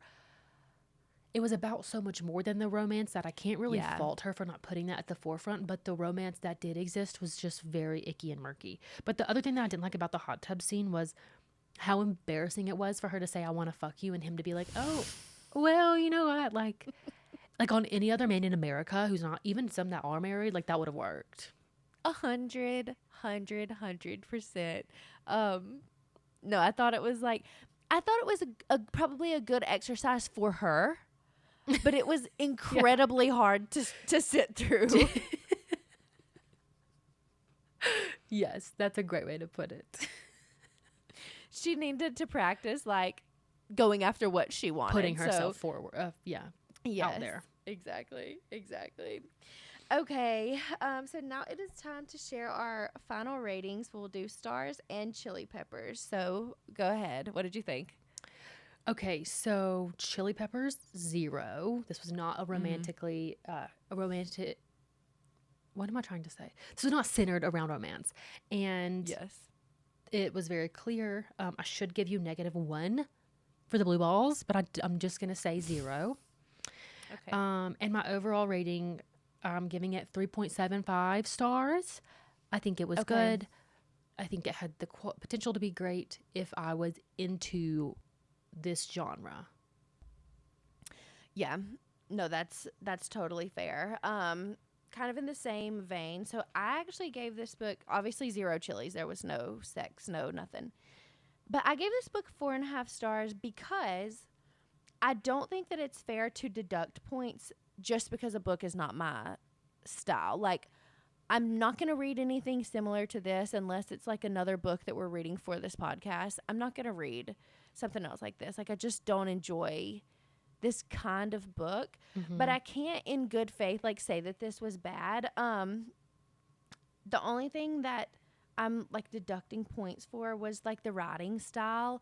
I just, again, like, I felt like it was a little bit incongruous. Oh, and something else that I wanted to say earlier is that I felt like the way that she wrote Phoebe's inner monologue, like, some of the, like, phrases and stuff that she used just did not feel like they were coming from a 40-year-old woman. And so I also felt like that was a little bit incongruous with, like, Phoebe, who's, like, very kind of boring and normal and very, like, literary, and, like, had gone through all of these, like, deep, dark things. I don't know. It just didn't really match up for me. Yeah. So maybe I should have taken off a little more than that. But no, I think that amount of stars is fair. I have a really hard time putting myself in the position of, like, okay, what would I have rated this if I did like this genre, because I just don't have the context. So that's a great point. So yeah, I think that both of what we gave is fair. I did have one of my friends at work say that I am, like, a really harsh book critic.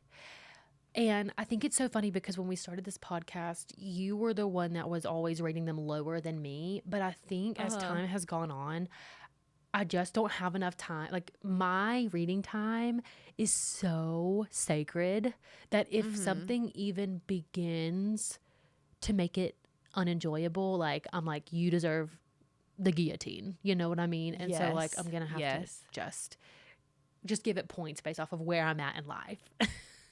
I think that's totally fair. And also, like, you are reading books a lot slower these days, where it used to be, you know, like 2 or 3 days or like a week you would finish the book. Like, some of these months you're taking 3 or 4 weeks to finish the book. And that so hinders, like, your perspective of what's happening. And it feels like things can be, like, dragging at times. So yeah, I think and I'm not going to say, like, there were definitely points in this book that kept me up past my bedtime. I'm not going to say that I've never experienced that. But that's why I pushed her closer to 4 stars, because if you can make me stay up past my very important to me bedtime, then you automatically deserve, like, pretty much 4 or 5 stars. So maybe I'm being a little bit harsh, but again, I think it's fair. No, actually, like, now that you bring up the point, like, I don't have anything to compare this to. Like, I don't read any other literary fiction, or at least I haven't since I was in college or, high school. So I don't necessarily know, like, what it's up against to be able to compare. But, like, for me, I thought it was a great book. So honestly, Yeah. I feel like the 3.75, 4.5, I feel like in that, just somewhere in the 4 range, I feel like Yeah. is fair. Yeah, I agree. Okay. So let me just check my hair. Because I know we're going to clip this, and I have to look good when I announce our book for April. Okay, I was going to ask you, would you like to do the honors of sharing our April book? There would be no greater honor in the world. So I'm about to say something that I never thought I was going to get the privilege of saying in my life. For next month's book, we are reading something by Suzanne Collins. Mm-hmm. And this is Katie's very, very first Suzanne Collins book. Now, we did our very best to bully her into reading The Hunger Games sort of earlier on in her book journey, but it was just, it's written for us when we were in high school, so it just really didn't pan out for her. But our book for April is Sunrise on the Reaping by Suzanne Collins. And the only way I could express how happy I am is to reflect on my time as a Hunger Games reader. And I know a lot of you people in the audience will get this, but showing up to a Hunger Games premiere at midnight with your hair in a braid, pretending you were Katniss, no series literally compares. Obviously Harry Potter has its time in history, but Hunger Games was it. And so to be reading something by Suzanne Collins, I'm so excited. I'm so happy for you that you have this opportunity.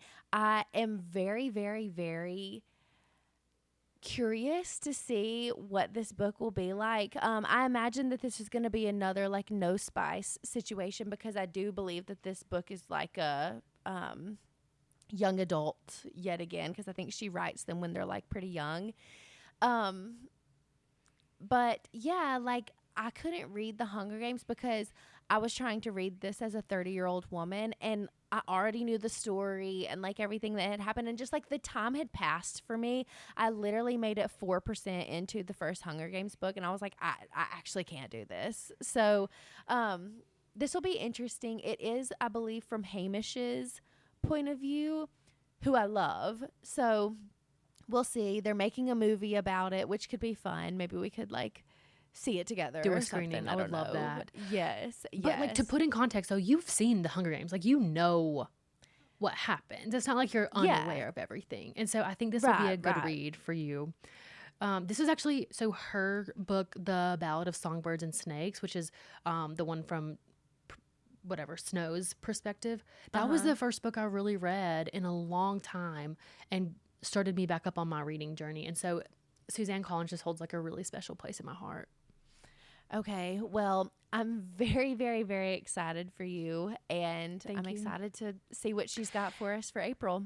And thank you, Katie, for this opportunity, because the only way we got to this point was because we had literally nothing on the docket, and I told Katie, this is all I'm going to be reading in April. I'm not going to have enough time to read another book. And she found out that it was a standalone. So she was like, okay, it's a standalone. Yeah. I can do it. I'm not going to read anything before. So this is really going to be her raw review of it, because she has no context. Yes. So I'm very excited. I'm excited to see what the writing is like, and this will be an updated, in present day. I can be kind of part of the lore. So I think it's going to be great. But regardless, I'm just so happy for you that you have this opportunity. I'm happy for me too. I'm so excited. We're going to go to Barnes and Noble after we eat lunch, and I'm going to grab it. Maybe grab some other things. We'll see. And I'm probably going to start tonight. Okay. Wait, you can't start tonight. It's not out yet. It doesn't come out until the day this podcast comes out. Oh, wait. Is that true? Because it's in stock on Amazon. Maybe it's just in stock for pre-order. Yeah, that's probably what it is. Damn. Sorry. That's okay. It's okay. I'll just pre-order it, and I'll just go pick it up next week whenever it comes out. And the way I can't wait. I'm so excited. Good deal. All right. Well, we'll see what she has to offer us. And I believe that has got us for this month. Yeah, I have nothing else to add. I just want to thank you guys so much for sitting through this one with us and joining us on our monthly book. We're happy to have you here at the club. I will let you guys know in advance that it was one of my New Year's resolutions to get a new name for the podcast. And so Katie and I are currently workshopping that. If anyone has any ideas, please feel free to shoot us a DM. Only if you're creative. Yes. I don't want anything like kitschy or like lame. So if you want to DM us, please feel free. Also, if you have any other book suggestions for the rest of the year, I think we have a couple of openings. So if there's anything that you guys are excited about or is in vogue on Book Talk, please keep us updated. We'd love to hear from you guys. And yeah, thanks so much. We're on YouTube, Spotify, Apple, wherever you get your podcasts. And we will see you on the next one. All right, guys. We'll talk to you then. Bye.